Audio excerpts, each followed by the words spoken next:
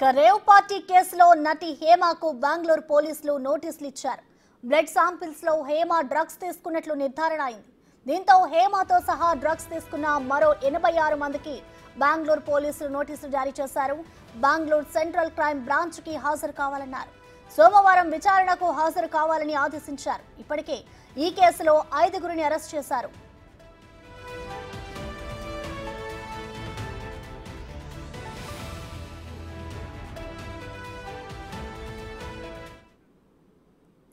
దీనిపై మరింత సమాచారం మా ప్రతినిధి రానా లైవ్ ద్వారా అందిస్తారు. రానా చెప్పండి, బెంగళూరు రేవ్ పార్టీకి సంబంధించి ఇటు బెంగళూరు పోలీసులు అయితే దాదాపు 86 మందికి నోటీసు ఇచ్చినట్లుగా తెలుస్తోంది. డీటెయిల్స్ ఏంటి రానా? దాదాపు 90% పార్టీలో పాల్గొన్నటువంటి అందరికీ కూడా పాజిటివ్ వచ్చినటువంటి నేపథ్యంలో వాళ్ళందరూ కూడా మండే నుంచి కూడా కంపల్సరీ విచారణకు రావాలంటూ కూడా నోటీసులు పంపించారు. ఇప్పటికే వారి వ్యక్తిగతమైనటువంటి డీటెయిల్స్ అంతా కూడా తీసుకున్నారు. వారి పేరెంట్స్ యొక్క ఫోన్ నెంబర్స్ కూడా తీసుకున్నారు. కాబట్టి ఇన్ కేస్ వాళ్ళు స్పందించకపోతే వీళ్ళు రెస్పాన్సిబిలిటీగా ఉంటారనేసి కూడా పేరెంట్స్ కూడా వాళ్ళకి ఇన్ఫర్మేషన్ ఇచ్చారు. ఈ నేపథ్యంలో ఇప్పుడు ఆల్మోస్ట్ అందరికీ కూడా నోటీసులు వచ్చాయి. మస్ట్ అండ్ షూట్గా మండే ఉదయం 10 గంటల నుంచి వారు విచారణకి హాజరు కావాలంటూ కూడా ఇప్పటికే సీసీబీ అధికారులు పంపించిన నేపథ్యం పడుతుంది.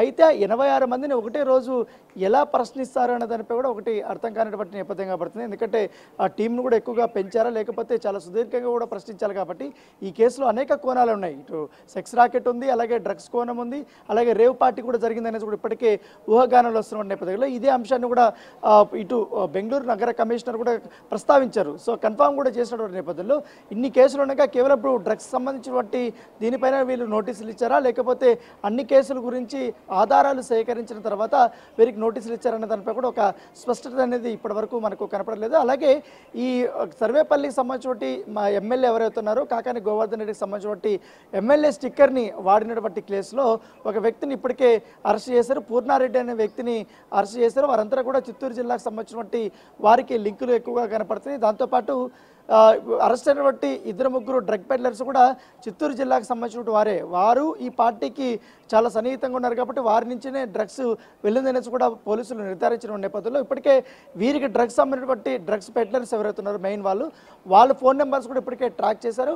వారిని కూడా పట్టుకునే పనిలో ఉన్నటువంటి నేపథ్యంగా పడుతుంది. ఏదైతే మళ్ళీ పాటు ఈ జిఆర్ ఫామ్ హౌస్లో ఈ పార్టీ జరిగింది కాబట్టి ఆ ఫామ్ హౌస్ సంబంధించినటువంటి ఓనర్ అయినటువంటి గోపాల్ రెడ్డిని కూడా నోటీసులు ఇచ్చారు. అతను కూడా విచారణకు రావాల్సిందని కూడా చెప్పినటువంటి పరిస్థితి కాబట్టి కంపల్సరీ ఈ కేసులో ఆయన చాలా ముఖ్యమైనటువంటి వ్యక్తిగా కూడా పోలీసులు భావిస్తున్నారు. దాంతోపాటు బర్త్డే బాయ్ అయినటువంటి వాసి విజయవాడకు సంబంధించినటువంటి మూలాలు ఉన్నాయి. దాంతోపాటు చిత్తూరు జిల్లాలో ఉన్నటువంటి తన స్నేహితుల ద్వారా కూడా ఈ పార్టీ కోసం పెద్ద ఎత్తున డ్రగ్స్ కానీ ఇతర మాదక ద్రవ్యాలు సప్లై చేయించుకున్నాడని కూడా ఇప్పటికే ఆరోపణలు వస్తున్న నేపథ్యంలో వాసు దాంతోపాటు 30 మంది యువతలు అందులో ఉన్నారు.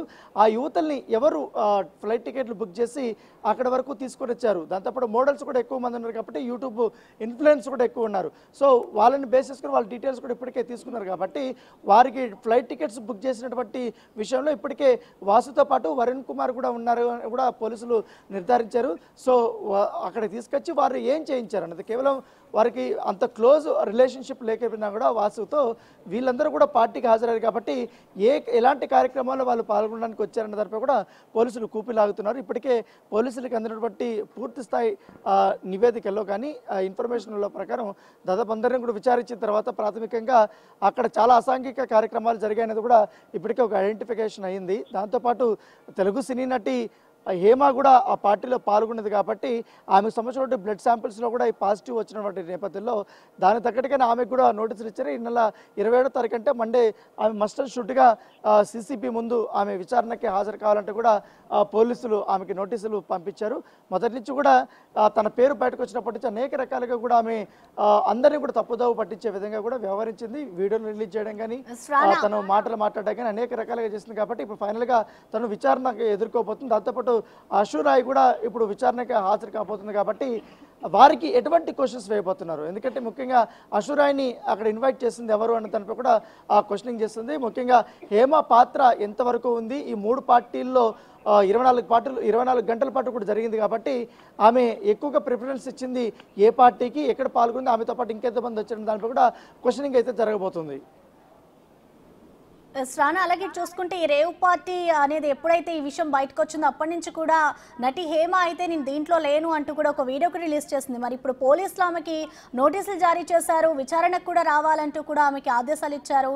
మరి దీనికి సంబంధించి హేమ ఏమైనా స్పందించిందా, విచారణకు హాజరవుతుంది అనుకోవచ్చా? హేమకి నిన్న కూడా బిగ్ టీవీ సంప్రదించింది. కాకపోతే ఆమె నుండి ఒకటే సమాధానం వస్తుంది, ఏం చేసుకుంటారో చేసుకోండి, నేను మాత్రం నేను చేయాల్సుకుంది నేను చేసుకుంటాను, నా పైన ఎలాంటి ఇవన్నా ఎంక్వైరీలు చేసుకోండి, నాకేం ప్రాబ్లం లేదంటూ కూడా చాలా కేర్లెస్గానే ఆమె చాలా క్యాజువల్గానే ఆమె చెప్తుంది. ఎప్పుడైతే అదే ఫామ్ హౌస్లో ఉండి నేను అసలు ఆ పార్టీలో లేనంటూ చెప్పి అదే ఫామ్ హౌస్ నుండి ఒక వీడియో రిలీజ్ చేసి తర్వాత నేను లేనట్టు చిల్ అవుతున్నాను, హైదరాబాద్లో చిల్ అవుతున్నట్టు కూడా మిస్గైడ్ చేసి తర్వాత పోలీసులు ఆమె ఫోటో పంపించినంత వరకు కూడా చాలా నటన అయితే ప్రదర్శించిందని చెప్పుకోవచ్చు. డ్రామా అయితే పండించేసింది ఆమె అయితే.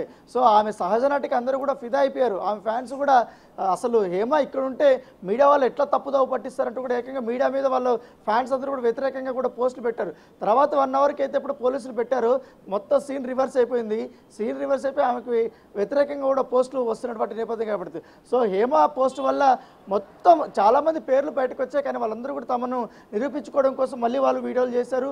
తమ హైదరాబాద్లో ఉన్నాం, అసలు మా పార్టీకి మాకు సంబంధం లేదు బాబు అంటూ కూడా వారు వీడియోలు కూడా రిలీజ్ చేసినట్టు నేపథ్యం కాబట్టి సో ఆ ఎపిసోడ్ అంతా అయిపోయింది. కాబట్టి పక్కా ఆధారాలు ఇప్పుడు హేమ గురించి తెలిసాయి. దాంతోపాటు ఈ బ్లడ్ శాంపిల్స్ కూడా వచ్చాయి. కాబట్టి డ్రగ్స్ తీసుకున్నట్టుగా ఆమె ఎప్పటి నుంచి డ్రగ్స్ తీసుకుంటుంది, కేవలం డ్రగ్స్ సంబంధించిన విషయంలో ఆమె వినియోగదారులేనా లేకపోతే అడిక్టెడా ఏందనే దానిపై కూడా పూర్తి స్థాయిలో వివరాలు సేకరించాల్సి ఉంది.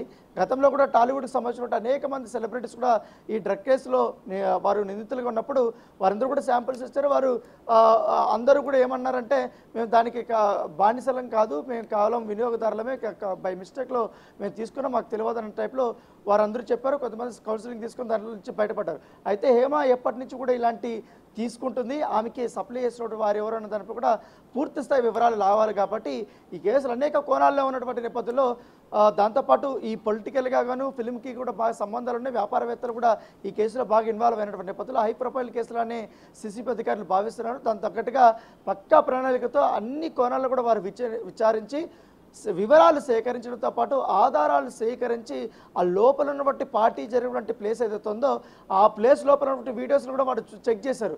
సో వాళ్ళందరూ కూడా 500 రూపీస్ నోటుతో పాత ఏదైతే డిమానిటైజేషన్ టైంలో రద్దయినటువంటి 500 రూపాయల నోటు ఉంది కదా, 500 రూపాయల నోటుతో వాళ్ళందరూ కూడా డ్రగ్స్ సేవించినట్టుగా ఆధారాలు కూడా లభించాయి, నమూనాలు కూడా వచ్చినప్పుడు నేపథ్యం ఏర్పడుతుంది. సో దాంతోపాటు కొన్ని ఇంజెక్షన్స్ దొరికాయి, పిల్స్ దొరికాయి, హైడ్రోకాన్షియా దొరికింది, చాలాతో పాటు కొకైన్ దొరికింది, ఎండిఎంఏ దొరికింది, ఇవన్నీ దొరికాయి. కాబట్టి అన్ని రకాలుగా కూడా రుజువైనటువంటి నేపథ్యంలో వీరిపైన ఇప్పుడు ఏ శిక్ష తీసుకుంటారు, ఎలాంటి క్వశ్చన్ చేసి వీరిని అరెస్ట్ చేస్తారా లేదని కూడా మండే మాత్రం ఒక పూర్తి క్లారిటీ అయితే మనకు వచ్చే అవకాశం ఉంది.